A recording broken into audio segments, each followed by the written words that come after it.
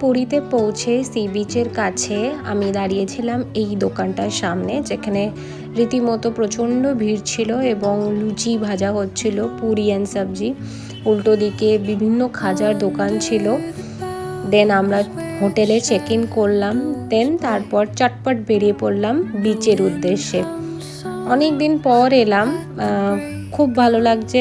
And খুব গরমও ছিল তখন ঠান্ডার কোনো লেশ মাত্র ছিল না। সব সোয়েটার ফোয়েটার খুলেই এসছিলাম আমরা। আর এই যে আমি সমুদ্রের দিকে ছপ করে যাচ্ছি, খুব মজা পেয়েছি, লাফিয়ে লাফিয়ে নাচ করছি। গায়ের রংটা তখনও জীবিত ছিল। আর এই বাইরের পরিবেশ খুব গরম।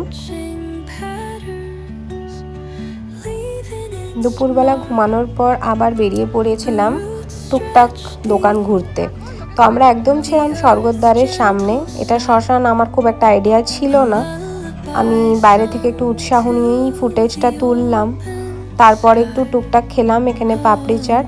এই পাপড়ি চাটটা ওখানকার হয়তো স্পেশাল, যে সবগুলোর মধ্যেই ঘুগনি দেওয়া থাকে। তো চেটে পুটে ওইটাই খেলাম। আমার যেহেতু একটু প্রবলেম আছে, ভাবলাম এটা খেলেই হয়তো ভালো থাকবো।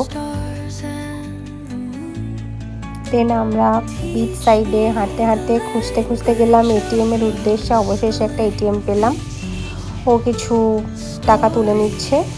এখানে অনলাইনে খুব প্রবলেম হচ্ছিল আমাদের, অনেক জায়গাতেই গুগল পে কাজ করছিল না। তারপর ওখান থেকে টুকটুক করে ফিরলাম, আবার একটু বিচ সাইডে গেলাম রাতের বেলায়।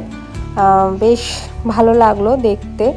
রাতের বেলা তো কেউ জলে নামে না, আমরা একটু সামনে গেলাম, একটু ছবি তুললাম, একটু ফটোশ্যুট করলাম, একটু আনন্দ পেলাম, দেন চলে এলাম।